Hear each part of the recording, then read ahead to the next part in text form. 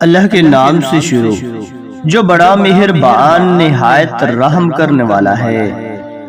انس رضی اللہ تعالی عنہ سے اور وہ نبی کریم صلی اللہ علیہ وآلہ وسلم سے نقل کرتے ہیں کہ آپ صلی اللہ علیہ وآلہ وسلم نے فرمایا، جس شخص میں یہ تین باتیں ہوں گی وہ ایمان کا مزہ پالے گا۔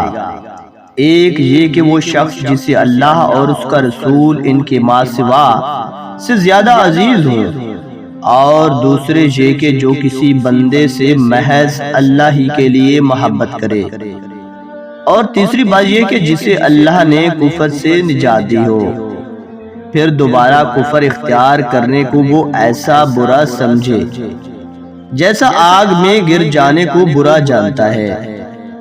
ابو سعید خدری رضی اللہ تعالی عنہ اور وہ نبی اکرم صلی اللہ علیہ وآلہ وسلم سے نقل کرتے ہیں کہ آپ صلی اللہ علیہ وآلہ وسلم نے فرمایا، جب جنتی جنت میں اور دوزخی دوزخ میں داخل ہو جائیں گے، اللہ پاک فرمائے گا جس کے دل میں رائی کے دانے کے برابر بھی ایمان ہو اس کو بھی دوزخ سے نکال لو۔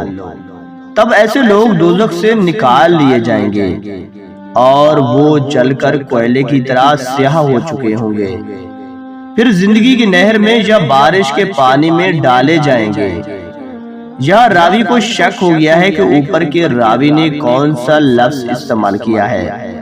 اس طرح وہ دانے کی طرح اگ آئیں گے جس طرح ندی کے کنارے دانے اگاتے ہیں۔ کیا تم نے نہیں دیکھا کہ دانہ زردی مائل پیچ در پیچ نکلتا ہے؟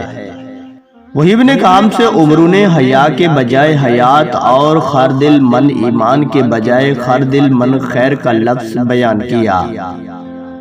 ابو سعید خدری رضی اللہ تعالی عنہ سے وہ کہتے تھے کہ رسول اللہ صلی اللہ علیہ وآلہ وسلم نے فرمایا کہ میں ایک وقت سو رہا تھا، میں نے خواب میں دیکھا کہ لوگ میرے سامنے پیش کیے جا رہے ہیں اور وہ کرتا پہنے ہوئے ہیں، کسی کا کرتا سینے تک ہے اور کسی کا اس سے نیچے ہے۔ پھر میرے سامنے عمر بن الخطاب لائے گئے، ان کے بدن پر جو کرتا تھا اسے وہ گھسیٹ رہے تھے، یعنی ان کا کرتا زمین تک نیچا تھا۔ صحابہ نے پوچھا کہ یا رسول اللہ صلی اللہ علیہ وآلہ وسلم اس کی کیا تعبیر ہے؟ آپ صلی اللہ علیہ وآلہ وسلم نے فرمایا کہ اس سے دین مراد ہے۔